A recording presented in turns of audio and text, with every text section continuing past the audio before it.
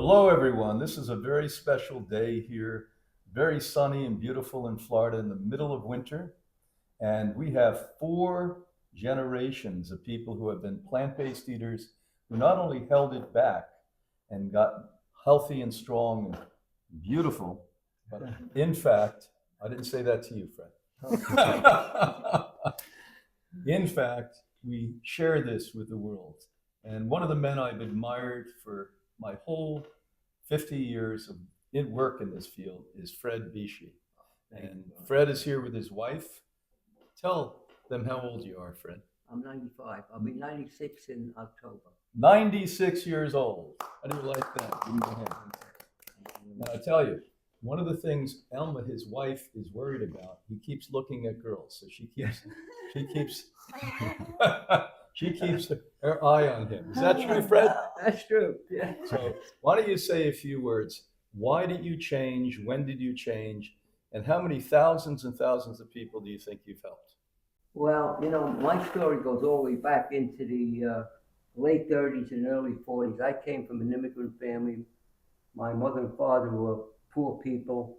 And fortunately for me, my mother prepared a diet that was prepared in the old world Italy, which basically was a clean type of a diet. But in one respect, I grew up under difficult circumstances because I had a problem growing up, and I didn't realize what dyslexia was, and I was a severe dyslexic. We didn't know in those days. No, we didn't know what it was, but it had an effect on my self-esteem.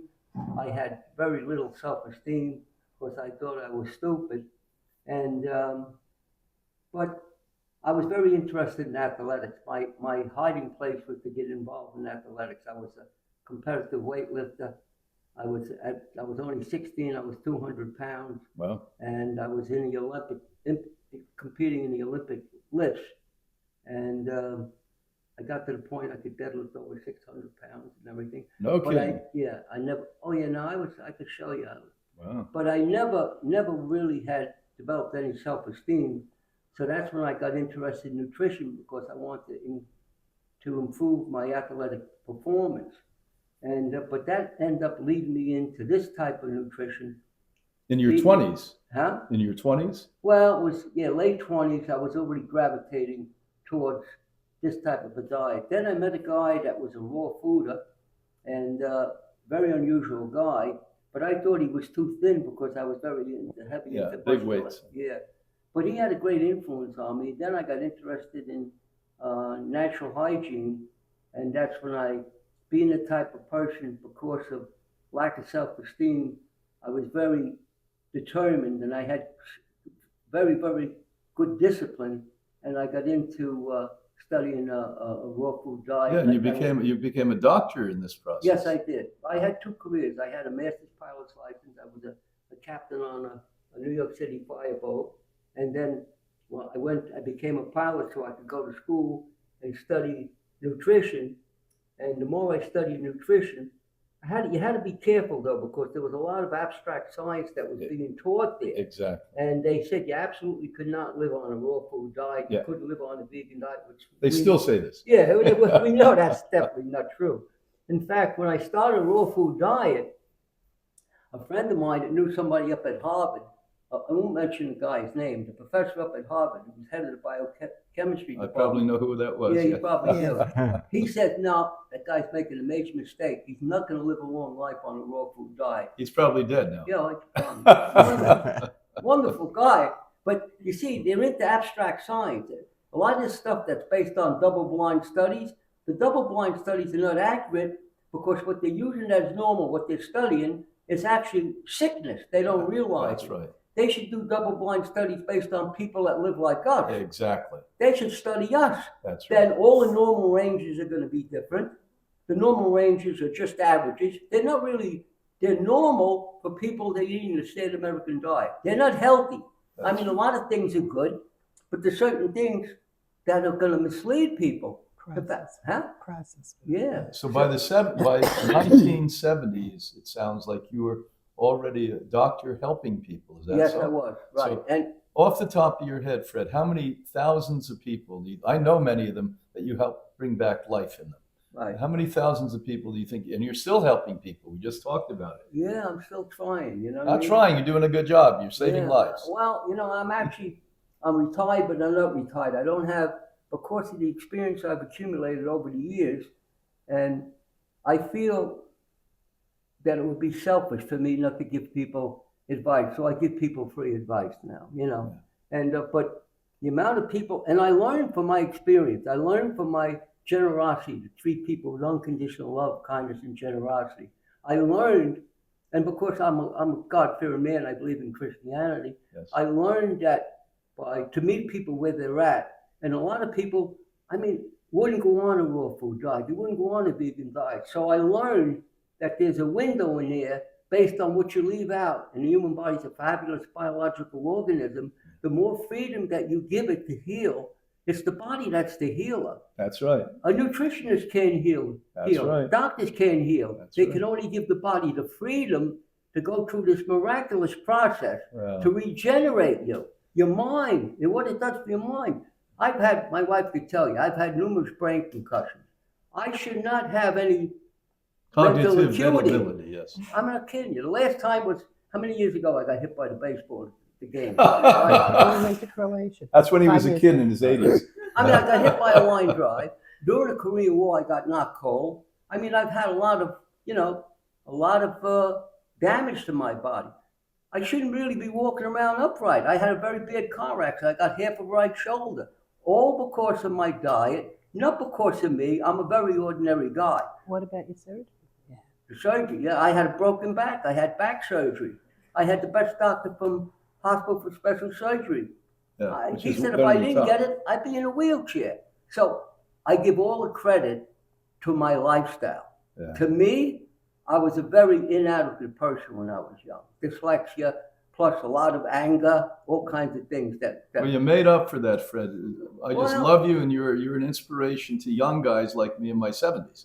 Well, listen, Young guys. but Brian, that's the whole purpose, is to be an inspiration. So what is it like with this live wire Latino lover? Is it true? Oh, Latino. Not 95, and you guys are out going to Andre Bocelli concerts. You're going to go to Italy together on a romantic We'll trip. be married 50 years this August, and we're going to go to Italy to see Freddie's favorite, Andre Bocelli. And I was telling Michael before that the best thing about our marriage is that we've learned to respect each other's differences, because nobody is exactly alike. Right. And I'm not exactly like Fred, but I've learned a lot from Freddie, and I try to live it, and we raised our children that way. And along their lifetime, they rebelled a little, but I'll be darned, they're raising their children the same way. And they're all athletes, the grandkids. Yeah. Now. Right. You were a good baseball player, obviously. Well, I was into all kinds. I played baseball and football, but don't forget, because I was dyslexic, I got thrown out of all the schools I went to. I was very angry. I wouldn't go to school.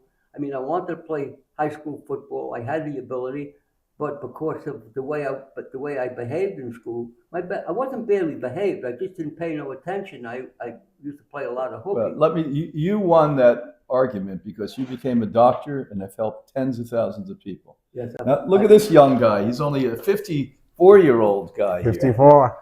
Paul Nison. I remember I met him. I was doing a class at a local health store, and he just moved down from New York, so I couldn't quite understand his accent, although I'm from New York. And tell them the rest of that story, Paul. Well, up to that point in my life, I was diagnosed with ulcerative colitis. The doctor said there was no cure. And being from New York, the only health food store I was ever been to was not a real health food store, it was GNC. And then one day I came down here and I found a health food store. And I didn't know who Brian was. I didn't know what the raw food diet was. And I saw Brian in a health food store telling people that fruits and vegetables can heal people. And I asked him, I said, well, what about my condition? And he looked at me and he said, who are you? And I found out Hippocrates Health Institute, which I ended up moving next to, was a place where they took sick people and helped them get better, but they would give them a tour at a health food store every week and teach them what to eat and what not to eat in a health food store. I got to know Brian. I read books by Ann Wigmore and Victorious, and I just kept coming here. And then I interviewed Brian, and I interviewed a bunch of other people eating raw, and that's how I met Fred Bishy, and I interviewed him for my book, The Raw Life, and been doing it since 100%. How many books do you have now? 6 books, and I've been doing this for 100% for 30 years. And I want to say, for those of you YouTubers out there that like to focus on people that are still in a stage of healing and haven't been doing this long, look at this panel here. We've been eating raw vegan diets for combined maybe 200 years here, and look at us. It's true. You know, you've been doing this for over half a century. I've been doing it over half. Yeah, That's 100 years. about 3 years. It's 50 years for us alone, and you know this. When you do it the right way, it works. You know, and for those of you that make these videos, you know, you're focusing in the wrong place. This works, and I highly recommend. Fred's semi-retired now, but he's helped me. I speak to him all the time, and Hippocrates Health Institute is the anchor. It's amazing, and thanks to Raw Christina here, there's ways we're getting this information out there, and it's working. So how do they get a hold of you? I know Fred, finally, he's retired. He's working 40 hours a week now. Yeah. So how do they get a hold of you? Raw Life Health Show on YouTube. Say that again, slower. You're not in New York now. Come on. You want me to say that again? Slow. That again, slow. No. Raw Life Health Show. And also rawlifehealthshow.com. That's great. Yeah, and we're all New Yorkers, actually. We all here, are in this. except the Texan. Texan. Somebody, and thank God, who's not a New Yorker who can understand. This is Raw Christina, and I've just met her recently, and she has really inspired me that the next generation is going to take this where it needs to go. And all of you need to follow. This is a combined 200-year panel that you're seeing here that aren't talking about this theologically, philosophically. We're trying to make money from you. We're trying to help you. And Raw Christina, tell us about your transition. And can I first just say, I was tearing up listening to both of y'all's story. I was like, oh God, don't cry. So sweet, don't cry. I will have been raw vegan for 20 years, July 15th this coming year. I was diagnosed with type 2 diabetes around the time I was 14. Found the raw vegan lifestyle when I was 18. It took me a year and a half to reverse it. I went raw vegan in one night and never went back. The life force energy in the food changed my life. I kind of like, for those of you here, I've been raw vegan for more than half my life now. So it's just something that I do and something that I love so deeply and I'm passionate about. And kind of like Paul here, I loved it so much I went and I moved to an island and started my own farm to grow my own fruit trees. It's the best life ever. That's the way to do it. We neglected to say, because this young lady is close to 40, but you're 38 years old now. Yes, I am. And she looks like she's 18, but we won't. Thank Yes. you. Thank you. And I am here with the most humble, just the most humble energy that I can have, because I'm around these incredible humans and these men who've seen so much healing. I can say I've seen a tremendous amount of healing in the almost 20 years I've been doing it. Nothing to compare to what these men No, but have you seen. feel yourself. But- That's the most important. And I've seen that it transforms people physically, mentally, emotionally, and spiritually. Not only have I experienced it myself, but I think what the world needs in this moment in time is the most pure transformation that we can find. And it comes from knowledge. It comes first from awareness and consciousness of seeing ourselves. And also look at the amazing examples we have here.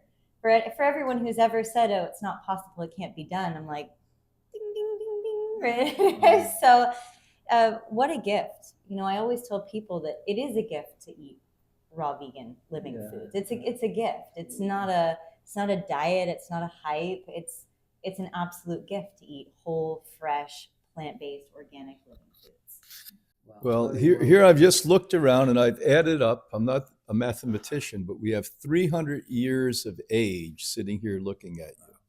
So this will not only bring you vitality, it will not only bring you youth, it will not only prevent disease, but if you're in the grips of disease, help to reverse it, as Fred, his wife, and I have been seeing, and Paul and Christina has seen. And most important, it gives you a peace that you can't achieve any other way.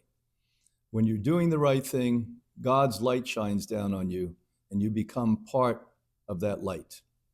Be really well, be happy, and be whole.